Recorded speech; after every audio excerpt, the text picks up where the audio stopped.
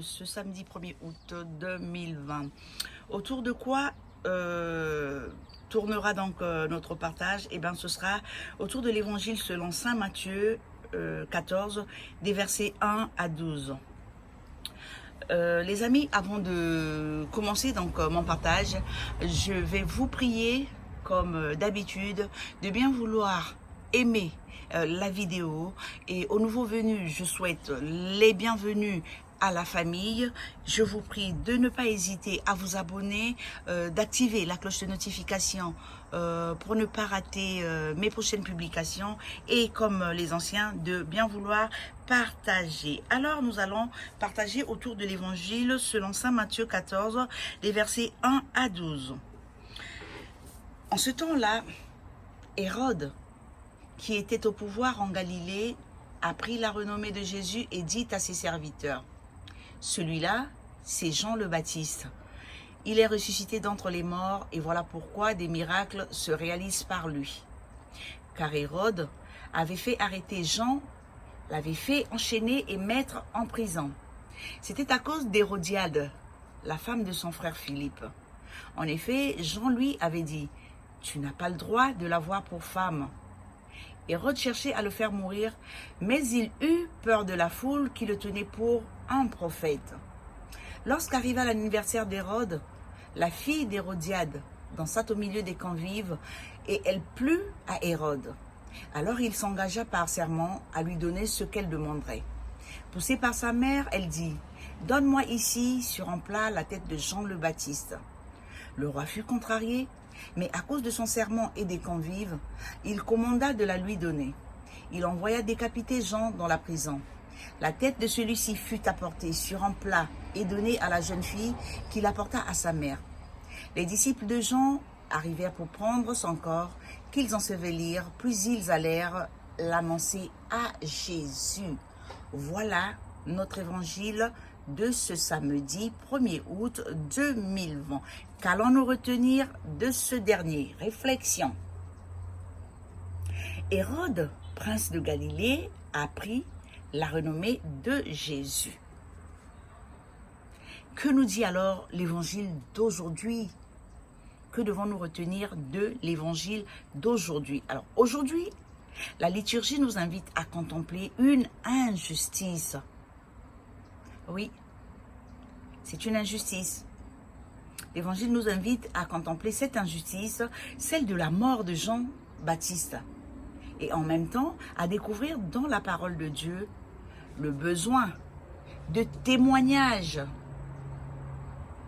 Le besoin de porter témoignage clairement et concrètement de notre foi, afin d'annoncer l'espérance au monde. C'est de ça que parle l'évangile d'aujourd'hui. Ce même évangile nous invite à nous focaliser, ou à focaliser notre réflexion sur le personnage d'Hérode. En réalité, pour nous, Hérode représente un mauvais témoin. Mais il va nous aider à faire ressortir des aspects importants pour notre témoignage de foi au monde. Hérode, un mauvais témoin, mais il va nous aider à ressortir des aspects importants pour notre témoignage de foi au monde. Pourquoi? Parce qu'en ce temps-là, Hérode, prince de Galilée, a pris la renommée de Jésus. Vous pouvez trouver cela dans Matthieu 14, 1. Hérode a pris la renommée de Jésus. Cette déclaration désigne en apparence une attitude, mais elle est peu sincère. Elle désigne une apparence, mais cette apparence est peu sincère. C'est une réalité que nous pouvons rencontrer de nos jours chez certaines personnes, et peut-être même en nous-mêmes. Oui, cette réalité-là. Beaucoup de gens ont entendu parler de Jésus. Beaucoup, nous sommes nombreux à avoir entendu parler de Jésus.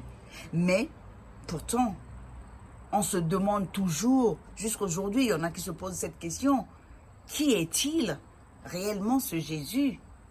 Quel est l'engagement personnel qui nous unit à Jésus? Quel est cet engagement? Aujourd'hui encore, on se demande. Tout d'abord, il est nécessaire de donner une réponse exacte à cette question-là. Et la réponse d'Hérode nous semble un peu vague. La réponse d'Hérode à cette façon-là, de savoir qui est Jésus, qu'est-ce qui nous unit à Jésus, elle est peu vague, elle est un peu vague. Cet homme, c'est Jean le Baptiste. Il est ressuscité d'entre les morts. Matthieu 14, 2. Pour appuyer ce que je dis. Il est clair que nous regrettons de ne pas donner la réponse de Pierre à la question posée par Jésus. Et vous, que dites-vous, nous autres là? Que disons-nous de cette question? Qui est Jésus pour nous, pardon? Qui est Jésus pour nous? Et à cette question, Simon-Pierre, prenant la parole, déclara ce qui suit. Jésus est le Messie, le fils du Dieu vivant. Ça, c'est Simon-Pierre qui le dit. Jésus est le Messie, le fils du Dieu vivant. Matthieu 16, 15, 16. Matthieu 16, des versets 15 à 16. Cette affirmation ne laisse aucun doute. Elle n'inspire ni la peur, ni l'indifférence, mais elle ouvre la porte au témoignage d'espérance ancré dans l'évangile que nous connaissons tous. Oui, cette affirmation-là de Simon-Pierre, elle confirme. Elle vient confirmer et ne laisse aucun doute. Elle ne laisse aucun doute.